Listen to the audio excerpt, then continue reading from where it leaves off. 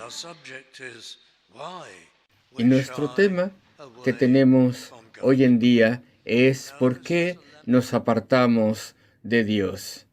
Y aquí tenemos un lamento que hace Jeremías, pero es más probable de hecho que sea un lamento que las personas hacen, y aquí Jeremías simplemente cita lo que están diciendo. Dudo si debo usar esta expresión, pero casi de forma sarcástica lo usa y lo cita diciéndole a las personas esto es lo que están diciendo. Pasó la siega, terminó el verano y nosotros no hemos sido salvos. Todo esto sucedió poco tiempo después del año 520, creo, antes de Cristo, es decir, el año cuando la ciudad de Jerusalén cayó ante las fuerzas de los caldeos, los de Babilonia. Allí estaba Nabucodonosor y por fin él vino y saqueó la ciudad y destruyó las paredes y la mayor parte del templo. Bueno, esto sucedió antes de eso. Este es el tiempo de estas cartas famosas Lakish. Y las mencioné no hace mucho tiempo, con respecto a otro pasaje, también en Jeremías. Estas cartas Lakish, que fueron escritas en escritura cuneiforme, con una especie de tinta, en piezas de cerámica, y fueron enviados de un puerto de avanzada en Jerusalén al guarda, a otro puesto de avanzada fuera de Jerusalén y se envió al comandante de la ciudad. Y todo esto fue antes de que los caldeos viniesen y se estaban quejando de la mala seguridad, de que no estaban fortificadas las cosas, que había muchas personas saliendo y entrando de las personas, que caminaban por los caminos egipcios, etcétera, y que había una falta de preocupación y temor. Y aún así la ciudad era un lugar donde había mucha ansiedad y había estado teniendo gran inseguridad durante años debido a la amenaza de una invasión de los caldeos. Y aquí tenemos ese tiempo en específico. Jeremías ahora había estado predicando durante 40 años. Él había estado haciendo un llamado a las personas, razonando con ellos. Y el libro del profeta de Jeremías es fabuloso, es maravilloso, porque tiene ilustraciones gráficas. Y las ilustraciones que utiliza Jeremías ahí representa el descuido de las personas y la tragedia que se avecinaba. Él era un verdadero profeta.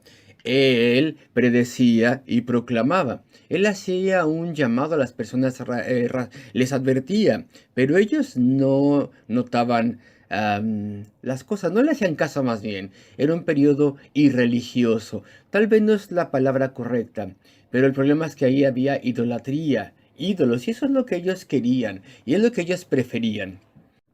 Y este lamento en particular pasó a la siega, terminó el verano, y nosotros no hemos sido salvos, pues las personas de aquel entonces medían los años a través de las épocas. Otro verano que pasó, otra cosecha que terminó, otra siega, y no hemos sido salvos. Y la palabra hebrea que se traduce aquí como salvos, literalmente significa abiertos de par en par. Es decir, no hemos sido liberados. No hemos sido liberados de nuestra ansiedad, ni de nuestro temor, de nuestra preocupación, viviendo bajo la sombra de la amenaza de los caldeos. Y eso es lo que ellos quieren decir. Otro año ha pasado y todavía estamos aquí temblando en esta ciudad. Y a pesar de todo ello, no oraban, no respondían al llamado del profeta, no clamaban a Dios. Y uno tiene que preguntarse, pero ¿por qué no lo hacían? Este es lo que es el punto interesante. Todo esto aquí se narra en parte, de modo que nosotros podamos ver los paralelos entre las personas de aquel entonces y las personas de hoy en día. ¿Por qué? ¿Por qué nosotros nos echamos para atrás y no vemos las prioridades espirituales? ¿Por qué nos apartamos de Dios? ¿Y por qué no le buscamos? Este es el problema que tenemos aquí. Las personas lamentan la situación que tienen, tienen ansiedad, incluso tienen amargura hasta cierto punto, y aún así no quieren clamar el nombre del Señor. No es solamente antigua historia, pero aquí tenemos el primer problema, que tiene un equivalente hoy en día. El primer problema es la idolatría. Ellos se habían volcado a los ídolos. Y tenemos que preguntar por qué. Y al principio del capítulo dice el Señor, aquí hay otra profecía enraizada en Jeremías. En aquel tiempo, es decir, el tiempo de los caldeos, dice Jehová, sacará los huesos de los reyes de Judá, los caldeos, es decir, y los huesos de sus príncipes y los huesos de los sacerdotes, no los más altos de la sociedad, perdón, ni siquiera los grandes de la sociedad ni van a ser perdonados, dice, de los sacerdotes y los huesos de los profetas, y después versículo 2, y los esparcirán al sol, a la luna y a todo el ejército del cielo, a quienes amaron y a quienes sirvieron, en pos de quienes anduvieron, a quienes preguntaron y ante quienes se postraron. No serán recogidos ni enterrados, serán como estiércol sobre la faz de la tierra, como abono. Y esta es una profecía de Jeremías. Y no nos damos cuenta qué terrible iba a ser esa invasión. Y si ellos no miraban a Dios, quien era el único que iba a poderles ayudar, pues entonces esos ídolos que representaban el cielo, la luna, las estrellas, porque ellos adoraban a los cuerpos celestes, bueno, pues los cuerpos serán sacados de las tumbas, expulsados ante esos dioses que adoraban, y ellos no te van a poder ayudar. Simplemente van a ser destruidos y utilizados como elemento de agricultura, como abono. Y esa profecía estaba allí y sin lugar a dudas se cumplió perfectamente. Y entonces, ¿por qué? ¿Por qué preferían a los mitos? Y esos mitos tontos de la idolatría antigua, en vez de seguir su noble fe, en vez de aferrarse a la revelación que Dios les había dado, en vez de abrazar al único Dios vivo y verdadero. Pues porque la idolatría, y eso es lo que les atraía a ellos, la idolatría representaba para ellos libertad moral. No había 10 mandamientos con esos ídolos, en esa idolatría. No habían reglas, no había estándares de santidad, nada que cumplir. De hecho, los templos paganos eran oficialmente contratados como un régimen de prostitutas. Todo era permisible siempre que se le pagara al templo lo que hacía falta. Entonces no estaban sorprendidos por las estatuas pintadas y el oro y la plata y esas efigies. Era lo que eso reflejaba para ellos. Una religión de libertad moral, de dioses míticos pecaminosos, como los peores de los seres humanos. Así eran sus dioses, esos dioses de esas fees idólatras antiguas que se robaban el uno al otro, se lastimaban los unos a los otros, se asesinaban los unos a los otros, cometían incesto, hacían todo lo que era malo. Eso es lo que representaba para ellos libertad moral. Eso era lo que les atraía, eso es lo que ellos querían. Preferían eso. Y eso tiene un equivalente hoy en día, como voy a mencionarlo. Pero aquí hay un segundo problema. Ellos fueron muy lentos, no vieron su verdadera necesidad. Y no voy a pasar mucho con esto porque es historia, pero 136 años antes, Samaria había caído. Su otra gran ciudad aparte de Jerusalén, la capital del Imperio del Norte, la capital de Israel. Jerusalén, claro, era la capital de Judá. Y en el 722 a.C. Samaria había caído y las personas habían sido llevadas al cautiverio y ya no existía y la nación había desaparecido. Como nación ya había desaparecido de la faz de la tierra y las personas simplemente habían sido llevadas a otro lado, perdón, para habitar otra parte del imperio conquistado. Y después, otro tiempo antes también, Sennacherib había invadido la tierra de Judá. Y él había tomado todas esas ciudades que eran camino a Jerusalén y había saqueado todo y había amanezado a Jerusalén. Y fue solamente un milagro que le salvó. Tenían un rey piadoso, Ezequías, y él clamó a Dios. Y las personas oraron. Y Sennacherib y su ejército de forma milagrosa fueron destruidos y derrotados. Y se fueron a su casa. Queridos amigos, todo eso estaba en la historia de ellos, pero no habían aprendido de la historia. Y 64 años antes, estos eventos también, Manasés había sido rey. Y él se había rebelado en contra de sus señores. Y entonces habían venido y habían causado muchos problemas y habían llevado a Manasés con cadenas con un gancho a través de su nariz. Y de forma inexplicable le devolvieron después de unos años. Y entonces la nación siguió. Pero no habían aprendido cuán vulnerables eran, en qué peligro estaban. Y todavía se decían a sí mismos, sí, tú puedes hablar respecto de los caldeos y la amenaza que está allí, nos preocupa bastante, pero nosotros somos el pueblo de Dios. Nosotros no vamos a caer. No aprendían la lección, no veían su necesidad, y el problema se iría, pensaban ellos. Jerusalén siempre estará firme, nunca será saqueada ni destruida. Y personas enteras decían, mira, pero Babilonia está muy lejos, está mucho, muy lejos. ¿No van a venir aquí a molestar? Pues sí, sí van a ir, decían otros. Ya están en camino, de hecho, no están tan lejos, en absoluto. Pero aún así parece que no les sacudía. Y eso nos refleja a nosotros. Todo eso es como nosotros. Es extraordinario. Es como nosotros por completo. A veces, y nosotros todos hemos experimentado esto, de repente hay un vacío en la vida que podemos experimentar. Una cosa, un vacío allí. Como, sí, algo ahí, un hoyo en ti. ¿Acaso, y nos preguntamos, ¿acaso no hay algo más en la vida? ¿De qué trata esta vida? ¿Acaso solamente tenemos un molino y ya está? Solamente, por ejemplo, comprar cosas y tener decepción y tener pequeños triunfos y avance y después grandes decepciones y tiempos deprimentes y difíciles. ¿De qué trata la vida? ¿Acaso es solamente para el presente? ¿Acaso es solamente para las cosas materiales y para poder tener placer y risas las que podamos obtener? ¿Acaso no hay algo más que eso? Y así tenemos a la raza humana, es tan compleja, con emociones complejas. ¿Acaso no hemos sido creados para algo mejor, para algo más profundo, algo más alto? El pensamiento viene a nosotros y después tenemos un vacío en nosotros. Y tal vez escuchas este mensaje. Hay un camino de vuelta a Dios. A partir del pecado y de la enemistad con Dios podemos venir a Él. A través de ese camino podemos caminar con Él y conocerle y tener su perdón y conocer su poder y bendición en tu vida. Y podemos ser puestos camino al cielo. Y estas cosas pueden retarte. Y aún así como las personas que escuchaban la predicación de Jeremías, muy rápido lo dejamos de lado. Y nos apartamos de ello.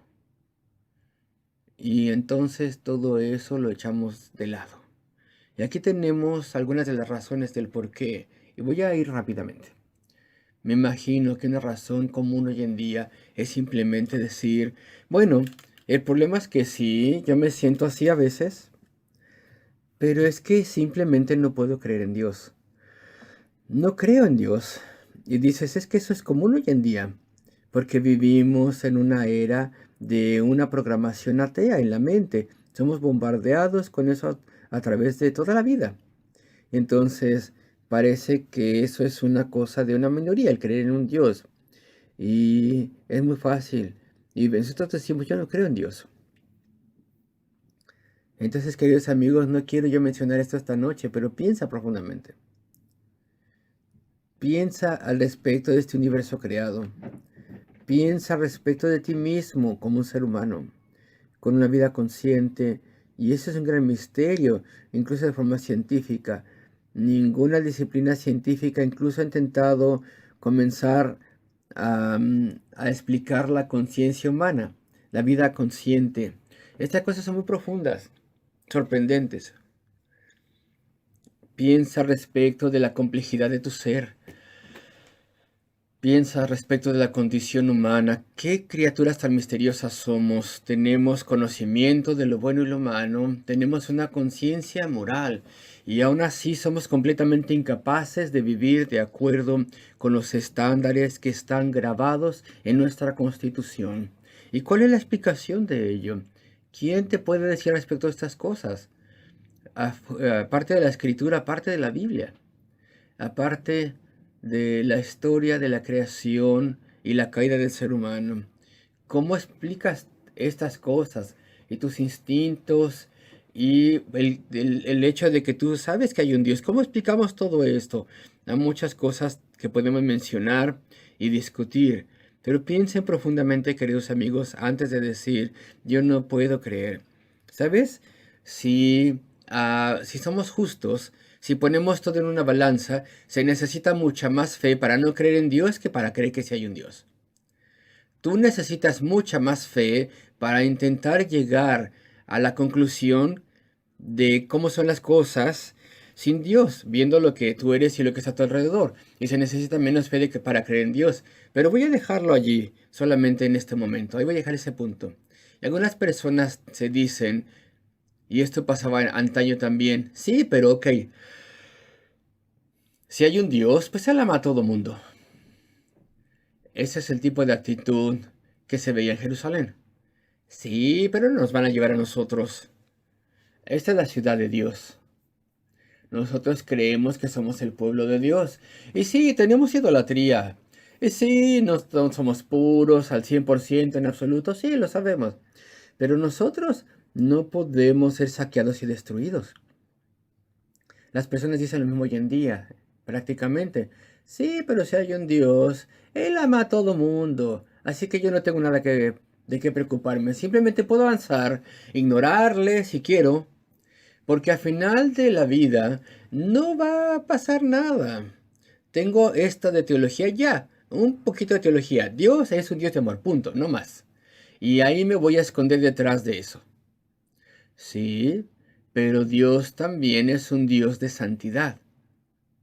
Y Él también es un Dios de justicia. Nos va a hacer que expliquemos nuestro rechazo que hacemos de Él. Y nuestro vivir pecaminoso. No te olvides de eso. Él es un Dios de amor, sí, está dispuesto a perdonarnos, absolvernos y salvarnos. Y Él ha enviado un Salvador, quien con un terrible precio ha pagado el castigo de nuestro pecado, representando a todos los que creen en Él. Y ahí vemos el sorprendente amor de Dios, pero su amor no puede contradecir ni estar en contra de su santidad y su justicia. Todos los atributos de Dios tienen que ser expresados, de modo que Él castigará el pecado. Aquel pecado de que no se haya arrepentido la persona, y Él nos va a hacer dar cuentas. Es muy insensato decir, yo creo en un Dios con un atributo y nada más. Él es un Dios de amor, pero no es un Dios de santidad, ni tampoco es un Dios de justicia, o un Dios de conocimiento, o de poder. Él, de hecho, sí es todo esto, y Él debe honrar, y está ligado a honrar todos sus atributos eternos. Entonces es una insensatez el decir eso, así como era una insensatez para aquellos habitantes de Jerusalén el pensar que serían preservados, simplemente porque estaban en esa ciudad sagrada antigua. Pero eso no iba a ser así. Y hay personas también que se dicen a sí mismas, bueno, yo no soy tan malo como otros. Y es como decían ellos ahí en Jerusalén. Decían, si de verdad pasa lo peor, y si los caldeos vienen, nosotros confiaremos en nuestras paredes, porque son muy gruesas y son altas y pesadas y seguras. Vamos a confiar en nuestras defensas. Vamos a confiar en nosotros. Y las personas dicen lo equivalente a ello hoy en día. Bueno, si lo que dices tú es verdad, y de verdad hubiera un Dios en el cielo y un día del juicio, y yo termino mi vida, bueno, ok, yo no soy tan malo como otras personas. Yo de alguna forma entraré al cielo. Yo voy a estar bien. Yo no soy tan malo como Hitler, eso es fácil, ¿no? Yo no soy tan malo como personas que conozco por ahí. Y estamos tranquilitos con esas ideas. Como si Dios tuviera una vara de medición muy pequeña. Y vamos a poder entrar al cielo solamente habiendo sacado 3 puntitos de un máximo de 1000. Y claro que no es así. Dios requiere que seamos perfectos. Por eso necesitamos un Salvador. Alguien que vino a morir en nuestro lugar debido a nuestro pecado. Y Él ofreció su justicia perfecta y obediencia para poder ganar el cielo a nombre nuestro. Necesitamos su justicia y que esa sea acreditada, imputada, dada a nosotros. Necesitamos su muerte en la cruz del Calvario para poder lavar nuestro pecado, para poder... Y de hecho es que decir, vamos a confiar en nosotros mismos, eso es ser justos ante nuestros propios ojos. Queridos amigos, tal vez eso significa que pensamos que somos mejores de lo que verdaderamente somos y que Dios es menos santo de lo que es. Y eso es así si es que estamos pensando que podemos ir al cielo con nuestros propios méritos, que nuestra defensa propia es buena. Pero voy a decir otras excusas también. A través de los años me he topado con personas que tienen diferentes actitudes para con Dios. Me acuerdo de un hombre, bueno, no uno, si de este tipo de situación la he visto varias veces, pero tengo en mente una persona hace muchos años. Y cualquier cosa que yo le decía, y a él le gustaba hablar de religión y al respecto de Dios, y debatir al respecto de Cristo y la salvación. Pero siempre llegaba al mismo punto. Yo culpo a la religión por todo lo que ha salido mal en mi vida. Entonces no creo en Dios. Esa es una posición muy contradictoria y extraña. Y me pregunto si tú tienes la misma posición. Yo no creo en Dios. ¿Por qué no? Porque creo que Él está podrido. Esa es una contradicción. Las personas piensan así de todas formas y hablan así. Yo no creo en Dios porque todas mis desventajas que percibo en esta vida, si yo tuve un tiempo muy duro cuando era joven, o si tuve desventajas por la conducta de otros o mi crianza, si ese fuera el caso, pues tengo amargura en contra de Dios. Es culpa suya. Él lo permitió. Él permitió que yo tuviera ese tiempo tan duro en la vida. Y entonces cada que veo guerra en el mundo me digo a mí mismo, pues Dios lo está permitiendo. Así que tengo amargura en contra de Él. Entonces, no creo, pero al mismo tiempo sí creo. Es curioso, ¿no? No creo en Él porque creo que Él es responsable por todo lo que sale mal. Bueno, pues esa es la posición que a veces tenemos. Y entonces nos quitamos de Dios, nos alejamos de Él. Y tal vez haya amargura o resentimiento por diferentes cosas en nosotros y entonces culpamos a Dios. Pero claro que no es Dios. Dios es un Dios de amor. Dios perdona a todas las personas que vienen a Él con un arrepentimiento sincero. Dios hace cosas maravillosas al cambiar vidas y al bendecir personas. Nosotros estamos en problemas simplemente porque no queremos orar a Él y no queremos aceptarle ni clamar a Él. Pero hay una cierta amargura en nosotros y si no queremos creer en Él, pues le culpamos por todo lo que pensamos que está mal. Y me acuerdo de una dama y estábamos avanzando, ella parecía muy interesada en el Señor y me sorprendió con algo que dijo. Si yo creyese en Cristo y viniese a Él, como tú dices, tendría que tener obligación para con Él. Y las personas ya no hablan así hoy en día, pero las personas mayores sí lo hacían así. Tendría una obligación para con Él. No puedo vivir así, decía ella. No puedo tener una obligación para Él. ¿Y por qué no? Pues es que no puedo. Eso tal vez está en tu mente también, en tu corazón. Le debo mi vida. Tendría que darle mi vida. Tendría que amarle y servirle. Si recibo su perdón, si creo que Él murió por mí, de modo que yo pudiera ser perdonado o ir al cielo, pues eso le debería muchas cosas y yo no puedo tener esa deuda. Yo no voy a tener que deberle todo a nadie. Yo quiero ser mío, mía. Quiero por completo ser responsable por mí mismo, mí misma. Y hace años me acuerdo también que estaba hablando con un atleta joven y él tenía un vacío dentro de sí y quería saber aspecto de Dios y dijo algo muy similar. Si yo creo en Cristo, como tú estás diciendo, tendré que compartir los honores con Él. Y me sorprendió. ¿Qué quieres decir con compartir los honores con Él? Pues acaso no sería solamente todo para mí si yo gano algo y tengo una medalla de oro y Él sí que obtuvo medallas de oro. Si soy exitoso, tener que decir, Dios me hizo así. Le debo todo, pero quiero que sea mi victoria, mis triunfos y nada más. Él no quería compartir sus glorias insignificantes, perdónenme por usar esta palabra. Y eso también se nos mete a la cabeza a nosotros. Si creo en Dios, tendría que agradecerle y adorarle y rendirme a Él y deberle todo, pues ese mismo tipo de cosas. Y estas son unas de las razones por las cuales nos hacemos para atrás. Porque no queremos tener nada con Dios y otra persona, y él era un escritor, y él era uno de estos escritores ateos. Él escribió unos 7 u 8 títulos en los arsenales de literatura atea que hay por ahí. Y me dijo, cualquier cosa que tú me digas no me impacta porque odio la autoridad.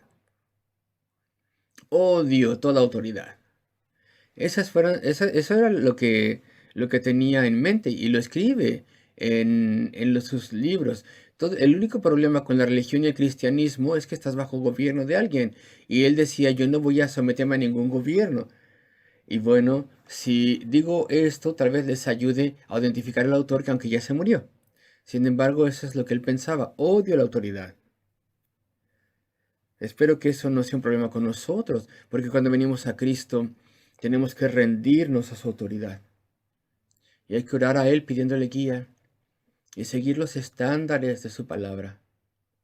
Entonces estarás bajo Él, eres tu Rey, también es tu Señor. Y entonces también me acuerdo de alguien que me dijo, tú siempre estás hablando respecto del nuevo nacimiento. Yo no quiero ser cambiado.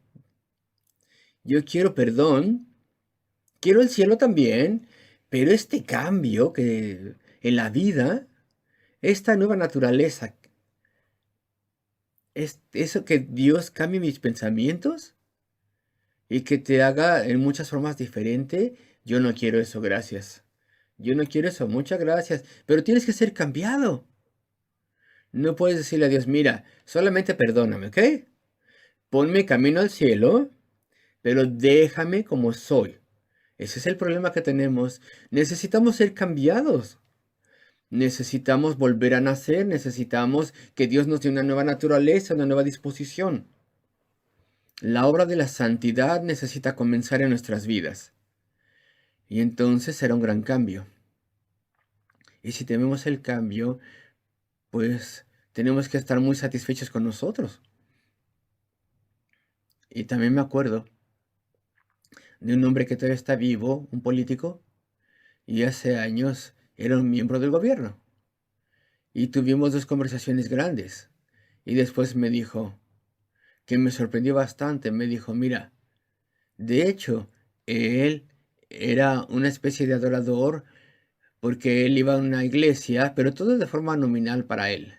No había una religión en el corazón, en él. No había un verdadero compromiso con Dios. Y dijo, yo no puedo ser el tipo de cristiano que tú quieres que yo sea, porque tendría que dejar de beber.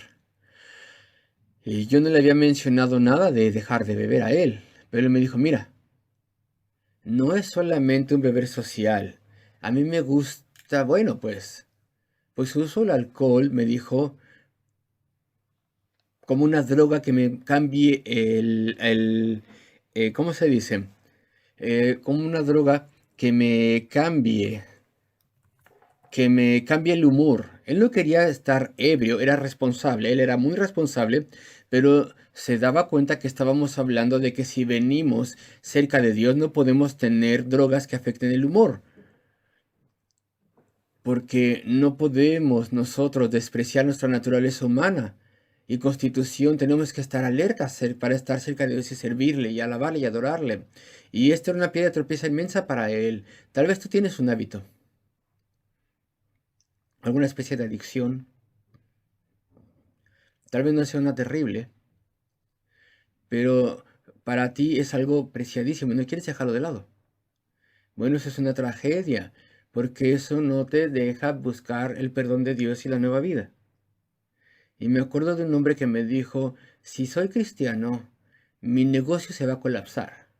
yo no sé mucho de negocio, la verdad que no, pero dije, ¿pero por qué? Bueno, me dijo, me lo puso de forma delicada. Tú no puedes ser, en los negocios, no puedes, si quieres tener éxito, no puedes ser completamente veraz. Y él ya se había dado cuenta de cuál era el punto crucial. Él no estaba listo para dejar de lado sus negocios turbios.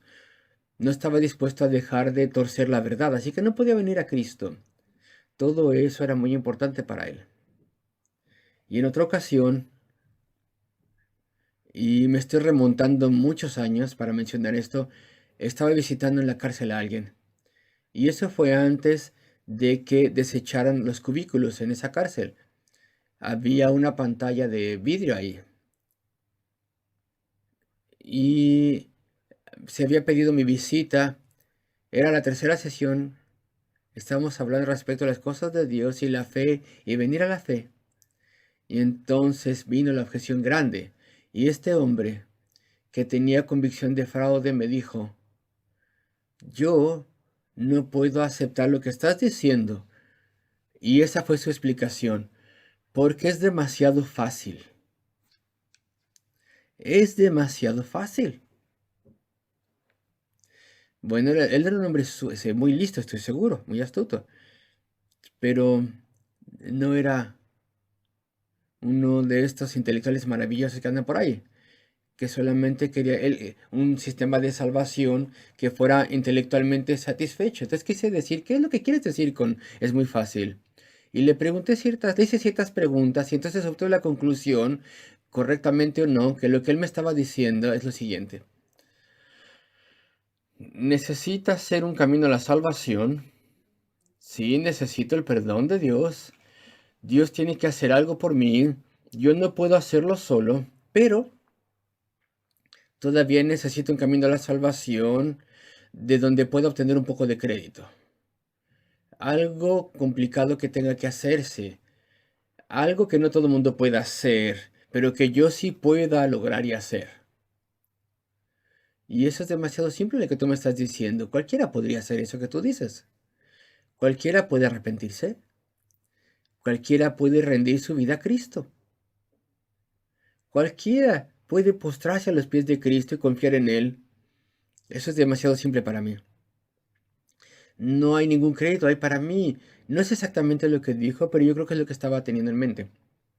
Es muy lamentable. Hay un orgullo extraño en la justicia propia. En cada uno de nosotros hay cosas así. Asegúrate que estas no son trampas para ti. Porque la verdadera fe es venir a Cristo creyendo en Él. Creyendo por completo en lo que Él hizo en la cruz del Calvario. Ahí donde tomó ese terrible y eterno castigo por nuestro pecado. Confía en Él solamente, no en ti, y entrega tu vida a Él. Y entonces Él te toma, y entonces Él te toma en sus brazos y te cambia. Y Él se relaciona entonces contigo y entonces te hace su hijo o su hija. Espero que lo que les acabo de comentar sea de alguna ayuda para ustedes, amigos queridos. Pensé que tal vez sería útil para muchos. Por favor, piensa respecto de estas cosas. No permitas que nada te impida venir a ti. Ten prioridades espirituales. El peligro de retrasarse es terrible. Si tuviera tiempo, pero no lo tengo, volvería al texto. Y él pasó la siega, terminó el verano y nosotros no hemos sido salvos. Tu juventud se terminará pronto. Tu edad de adulta también terminará. Después tu invierno de la vida, tu vejez, también se terminará antes de que te des cuenta.